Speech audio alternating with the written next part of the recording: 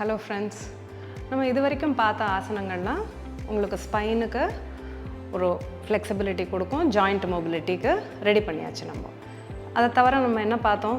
கழுத்து வலி, முதுகு வலி அது இருந்தால் எப்படி அட்ரஸ் பண்ணதுன்னு பார்த்தாச்சு. ஸோ நம்ம இப்போ ரெடி ஆகிட்டோம் எதுக்கு? வெயிட் லாஸ் ஆசனங்கள்லாம் பார்க்குறதுக்கு. ஸோ இன்னிலேருந்து நம்ம படுத்துட்டு சில ஆசனங்கள் பண்ணுறதுக்கு கற்றுக்க போகிறோம். அது எதுக்குன்னா மெயினாக வயரை குறைக்கிறதுக்கு ஹெல்ப் பண்ணக்கூடிய ஆசனம்.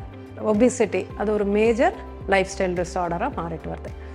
ஸோ நிறைய பேர் ஐடி கம்பெனியில் வேலை பண்ணுறோம், நைட் ஷிஃப்ட் இருக்குது. ஸோ அவங்கெல்லாம் இன்வேரியபிளி எல்லாருக்குமே இந்த ஒபிசிட்டி இப்போ உடனே இல்லைனாலும் கொஞ்சம் நாளில் வந்துடுறது.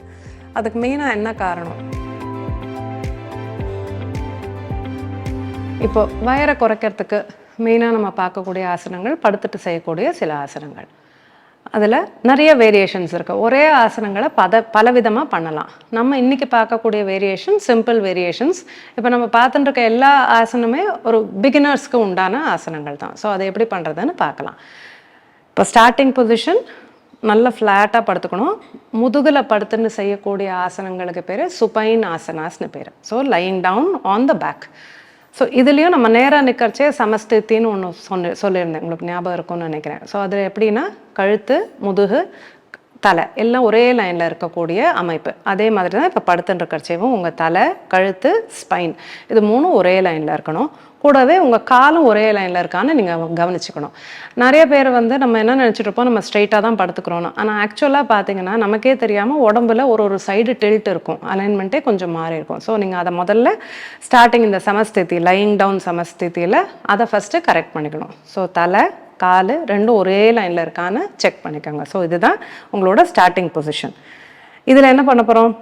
நான் சொன்னேன் சிம்பிள் வேரியேஷன் தான் சொல்லிக் கொடுக்க போகிறேன். கஷ்டமானது நம்ம போக போக தான் பார்க்க போகிறோம். ஸோ ஃபஸ்ட்டு ஒரு காலை தரையிலேருந்து லிஃப்ட் பண்ணக்கூடிய ஆசனம். இதுக்கு சான்ஸ்கிரிட் பேர் ஊர்த்வ பிரஸ்ருத பாதாசனா ஏகபாதா. சிங்கிள் லெக் பண்ணுறதுனால ஏகபாதம்னு பேர். ஸோ இந்த பொசிஷனில் கைகளை நல்லா தரையில் ப்ரெஸ் பண்ணிக்கோங்க. இங்கே உள்மூச்சை எடுத்துக்கணும். இன்ஹேல், எக்ஸேல் வெளி மூச்சை விட்டுட்டு ஒரு காலை நம்ம மெதுவாக தூக்க போகிறோம். உங்களுக்கு எவ்வளோ முடியறதோ அவ்வளோ லெஃப்ட் பண்ணால் போகிறோம். ஸோ காலை எடுக்கிறச்சே நல்ல டோஸை ஆங்கிளை வளைச்சி உங்களுக்காக டோஸை திருப்ப போகிறீங்க. இன்ஹேல், திருப்பி உள்மூச்சை எடுத்துகிட்டு மெதுவாக காலை கீழே இறக்கி இருக்கணும். எக்ஸேல், இப்போ இன்னொரு கால் லெக் அப்.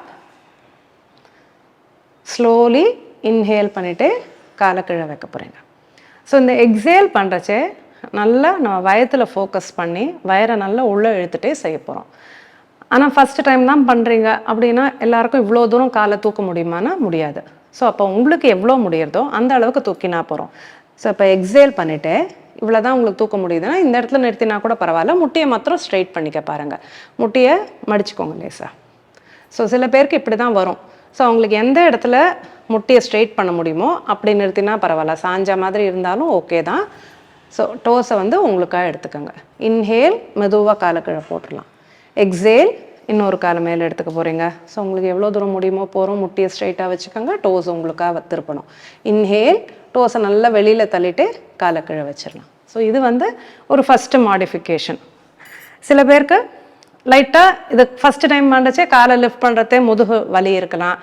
இல்லை வேறு எந்த ரீசன்னாலையும் முதுகு ஸ்ட்ரெயின்டாக இருக்குது, இல்லைன்னா கொஞ்சம் ஒபீஸாக இருக்கிறவங்களுக்கும் இது பண்ணுறச்சே இனிஷியலாக முதுகு வலி வரத்துக்கு வாய்ப்பு உண்டு. ஸோ அவங்க எப்படி பண்ணலான்னா காலை மடிச்சுட்டு பண்ணணும். மேலே தூக்கறச்சே லைட்டாக காலை மடிச்சுட்டே வாங்க. எந்த பொசிஷன் கம்ஃபர்டபுளாக இருக்கோ அங்கே நிறுத்தினதுக்கு அப்புறமா நீங்கள் காலை நீட்டிக்கலாம். ஸோ டோஸ் உங்களை பார்த்த மாதிரி திருப்ப போகிறீங்க. இன்ஹேல், காலை நிறுத்திட்டு கீழே இறக்கறச்சேதும் அதே மாதிரி தான் ஸ்ட்ரெயிட்டாக வச்சுட்டு கம்ஃபர்டபுளாக இருந்தால் இறக்கலாம், அந்த கால் பண்ணி காமிக்கலாம். ஸோ காலை மடிச்சுட்டே லிஃப்ட் பண்ணிவிட்டு எங்கே முடியுதோ அந்த இடத்துல நிறுத்திட்டு முட்டியை ஸ்ட்ரெயிட் பண்ணுறீங்க. திரும்பி வரைச்சேவும் லைட்டாக முட்டியை மடிச்சுட்டு கீழே இறக்கிடுங்க.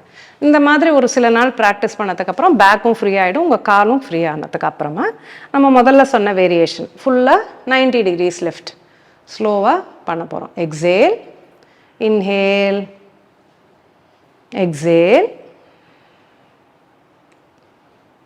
இன்ஹேல். சில பேருக்கு இந்த காலை நீட்டிட்டு படுக்கிற பொசிஷன்லேயே முதுகு ஸ்ட்ரெயின்டாக இருக்கும். ஸோ அவங்க எப்படி பண்ணலான்னா மடிச்சுக்கோங்க காலை.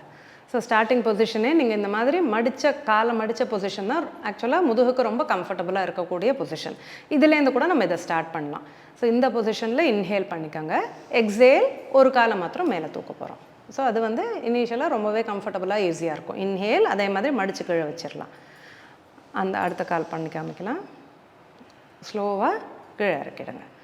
ஸோ இந்த மாதிரி மடிச்சுன்னு இருக்க பொசிஷன்லேருந்து ஆரம்பிக்கலாம் முதுகு வலி இருக்குன்னா.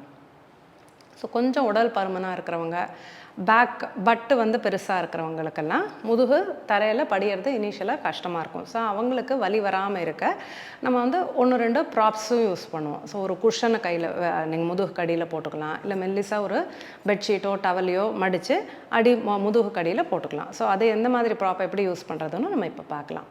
ஸோ இந்த மாதிரி ஒரு மெல்லிஸு குஷன் இல்லை ஒரு டவல், ஒரு பெட்ஷீட்டு மெல்லிஸாக எதையாவது வந்து நீங்கள் இப்படி முதுகு கடியில் சப்போர்ட்டு கொடுத்துட்டு அடி முதுகுக்கு இதை விட சின்னதாக இருந்தால் கூட உங்களுக்கு பெட்டராக இருக்கும். ஸோ அந்த மாதிரி சப்போர்ட்டு கொடுத்தீங்கன்னா இந்த மூவ்மெண்ட் பண்ணுறதுக்கு ஈஸியாக இருக்கும். நல்லா கையை கீழே அழுத்திக்கோங்க. ஒரு காலை மாத்திரம் லிஃப்ட் பண்ணலாம். Exhale, inhale, down, exhale, inhale. So இந்த மாதிரி சப்போர்ட்டட் லெக் லிஃப்ட் பண்ணலாம். இதை எடுத்துருங்க. ஓகே, இன்னொரு வேரியேஷன், ஒரு காலை மடித்து வச்சுட்டு ஒரு காலை நீட்டிக்கோங்க. ஸோ அப்போ வந்து நம்ம இப்போ ரைட் சைட் பண்ண போகிறாங்கன்னா லெஃப்ட் சைடு ஸ்ட்ரெயின் ஆகாமல் இருக்கும். இன்ஹேல் இந்த position, exhale, leg left, slowly inhaling, leg down. So இப்போ இந்த ரைட் காலை மடிச்சுட்டு லெஃப்ட் லெக்கை ஸ்ட்ரெச் பண்ணிக்கணும். இங்கேருந்து அந்த மூவ்மெண்ட்டே ரிப்பீட் பண்ணலாம். Exhale, leg up, inhale, leg down, காலை மடிச்சுக்கோங்க. ஸோ நீங்கள் ப்ராக்டிஸ் பண்ணுறச்சே உங்கள் உடம்புக்கு தகுந்த மாதிரி எந்த வேரியேஷன் உங்களுக்கு ஈஸியாக இருக்குதுன்னு பாருங்கள். ஸோ அதுலேருந்து நீங்கள் ஸ்டார்ட் பண்ணலாம். ஸோ ஒன்ஸ் எந்த வேரியேஷன் உங்களுக்கு சூட்டபுளாக இருக்குதுன்னு கண்டுபிடிச்சிட்டிங்கன்னா அதை வந்து ஒரு 1 வீக் கம்ஃபர்டபுளாக ப்ராக்டிஸ் பண்ணுங்கள். அதுக்கப்புறமா வந்து நம்ம நம்பர் ஆஃப் ரெப்படிஷன்ஸையும் இன்க்ரீஸ் பண்ணிக்கலாம். ஒரு வேரியேஷனாக அடுத்தடுத்த கஷ்டமான வேரியேஷனுக்கு நம்ம போகலாம். ஸோ ஃப்ரெண்ட்ஸ், நீங்கள்லாம் இதை பண்ணிவிட்டு ப்ராக்டிஸ் பண்ணிவிட்டு உங்களுக்கு எப்படி எஃபெக்டிவாக இருக்கா, இல்லை அதில் பண்ணுறச்சே உங்களுக்கு என்ன கஷ்டம் வருது, என்ன டிஃபிகல்ட்டி இருக்குது, அதையும் கமெண்ட் செக்ஷனில் போடுங்க. நாங்கள் எங்களால் முடிஞ்ச வரைக்கும் கிளாரிஃபை பண்ண ட்ரை பண்ணுறோம். இது வந்து நான் சொன்ன மாதிரி ஃபஸ்ட்டு வேரியேஷன் தான். ஸோ பேசிக்காக ப்ராக்டிஸே பண்ணாதவங்களுக்கு வயரை குறைக்கிறதுக்கூடிய ஃபஸ்ட்டு ஸ்டெப் இது. ஸோ இதுலேருந்து நம்ம அடுத்தடுத்து பார்க்க போகிற ஆசனங்கள் வந்து இன்னும் கொஞ்சம் டிஃபிகல்ட்டி, இன்டென்சிட்டி இன்னும் ஜாஸ்தியாக இருக்கும். ஸோ அதில் வந்து உங்களுக்கு இன்னுமே எஃபெக்டிவாக இருக்கும். நெக்ஸ்ட் எபிசோட்ஸில் பார்க்கலாம். ஒபிசிட்டி அது ஒரு மேஜர் லைஃப் ஸ்டைல் டிஸார்டராக மாறிட்டு வருது. ஸோ நிறைய பேர் ஐடி கம்பெனியில் வேலை பண்ணுறோம், நைட் ஷிஃப்ட் இருக்குது. ஸோ அவங்கெல்லாம் இன்வேரியபிளி எல்லாருக்குமே அந்த ஒபிசிட்டி இப்போ உடனே இல்லைனாலும் கொஞ்ச நாளில் வந்துடுறது. அதுக்கு மெயினாக என்ன காரணம்? தூக்கம் கெட்டு போகிறது. நைட் ஷிஃப்ட்டுன்னா கண்டிப்பாக தூக்கம் கெட்டு போகும். அதே மாதிரி நைட் ஷிஃப்ட் அந்த ஒரு 8 மணி நேரம் முழிச்சிட்ருக்கணும்னா லேட் நைட் ஈட்டிங் அதுவும் ரொம்ப காமன் ஆகிடுறது. என்ன பண்ணுறது மேடம், ஒர்க் பண்ணணும், பசிக்கிறது, அப்போ என்ன பண்ணலாம்? ஸோ அந்த ஒரு நமக்கு இருக்கிற டைம் கேப்பில் என்ன அவைலபிள் ஃபுட்டோ அதை கடகடன்னு சாப்பிட்டுடுறோம். அது வந்து டெஃபினட்டாக ஹெல்த்தி கிடையாது. ஸோ சாப்பிட்டுட்டும் என்ன பண்ணுறோம், அந்த நைட்டு ஃபுல்லாக உட்காந்துட்டு தான் வேலை செய்ய போகிறாங்க. ஸோ உட்காந்துட்டு ஃபுல்லாக சாப்பிட்டுட்டு அர்த்தராத்திரியில் அப்படியே உட்காந்துட்டு வேலை செய்யறச்சே கண்டிப்பாக வயிறை சுற்றி வெயிட் போடத்தான் போகிறோம். அதே மாதிரி நிறைய ஹார்மோனல் இம்பேலன்ஸும் வரத்துக்கு உண்டான சான்சஸ் இருக்குது. ஸோ அதை எப்படி அவாய்ட் பண்ணலான்னா, நமக்கு தெரிஞ்சு போச்சு நம்மளோட ஒர்க் நேச்சர் வந்து நைட்டு தான், நைட் ஷிஃப்ட் அப்படிங்கிறது உங்களுக்கு கண்டிப்பாக ஏற்கனவே தெரியும். அப்போ உங்கள் சைட்லேருந்து நீங்கள் என்ன பண்ணணும்னா கொஞ்சம் பிளானிங், டெஃபினட்டாக இந்த பிளானிங் வந்து ரொம்பவே இம்பார்ட்டன்ட். அதை மாத்திரம் நீங்கள் கரெக்டாக பண்ணிங்கன்னா உங்கள் லைஃப் ஸ்டைலை நல்லா பியூட்டிஃபுல்லாக லீட் பண்ணலாம். இந்த மாதிரி நீங்கள் டிசீஸில் போய் அவஸ்தைப்படணும்னு அவசியமே கிடையாது. ஸோ இப்போ 5 மணிக்கு டியூட்டின்னு வச்சுக்கோங்க, 5 to 1 அப்படின்னு ஒருத்தருக்கு நைட் ஷிஃப்ட் இருக்குது. ஸோ அப்போ என்ன பண்ணலாம்? ஸோ நீங்கள் என்ன பண்ணணும், நல்லா முன்னாடியே பிளான் பண்ணி ஒரு 7 மணிக்கு சாப்பிட்றா போல் ஏதாவது டின்னர், வாட் இஸ் ஹெல்த்தி, உங்களுக்கு என்ன ஒத்துக்குமோ ஈஸியாக பண்ணக்கூடியது அதை நீங்கள் பண்ணி எடுத்துகிட்டு போயிடணும் கையில்.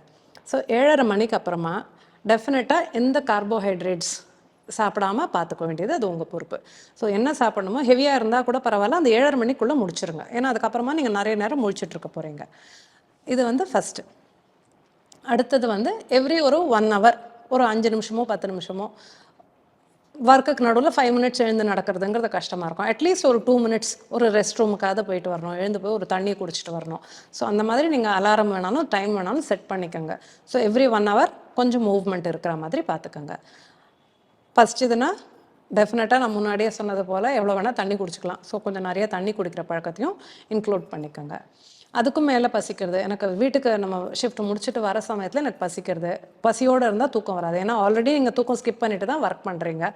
வரச்சேவும் ரொம்ப பசியில் இருந்தால் நிறைய பேருக்கு தூங்க முடியாது. அப்போ என்ன சாப்பிட்லான்னா பெஸ்ட்டு ஃபுட் அண்ட் ஒன்லி அலவுடுன்னு வேணாலும் நீங்கள் நினச்சிக்கோங்க. பழங்கள் மாத்திரம் தாங்க, ஒரு ஆப்பிளோ இல்லை ஒரு வாழைப்பழமோ எடுத்துக்கோங்க. ஸோ அதை ரெடியாக ஸோ இப்போ நம்ம என்ன பிளான் பண்ணணும், கைக்கு வீட்டிலேருந்து வெளியில் போய் சாப்பிட்றத முடிஞ்ச வரைக்கும் அவாய்ட் பண்ணிவிட்டு வீட்டிலேருந்து எது சேஃப் ஃபுட்டோ உங்களுக்கு எது ஒத்துக்குமோ கார்போஹைட்ரேட்ஸ் கம்மியாக நியூட்ரிஷியஸாக நைட்டுக்கு டின்னருக்கு உண்டானதை நீங்கள் பிளான் பண்ணி எடுத்துகிட்டு போயிடுறீங்க. அதுக்கு மேலே பசிச்சா கார்த்தால் திரும்பி வரைச்சி பழங்கள் எடுத்துக்கலாம். இன்பிட்வீனும் ஸ்நாக்ஸுக்கு வந்து நீங்கள் பழங்களே எடுத்துக்கிற மாதிரி பிளான் பண்ணிக்கோங்க. ஸோ இந்த பிளானிங் மாத்திரம் நீங்கள் கரெக்டாக பண்ணிங்கன்னா உங்கள் லைஃப் ஸ்டைல் ரொம்பவே பியூட்டிஃபுல்லாக அமையும். இன்றைக்கி நம்ம பார்க்க போகிறது 2 காலையும் சேர்த்து லெஃப்ட் பண்ணக்கூடிய ஆசனம், ஊர்துவ பிரஸ்ருத பாதாசனம். ஸோ ஃபஸ்ட்டு ஆப்ஷன் பிரேக்ஃபாஸ்ட்டுக்கு வெயிட் லாஸை பொறுத்த வரைக்கும் ஃபஸ்ட் அண்ட் பெஸ்ட்டுன்னா ஃப்ரூட் பவுல்.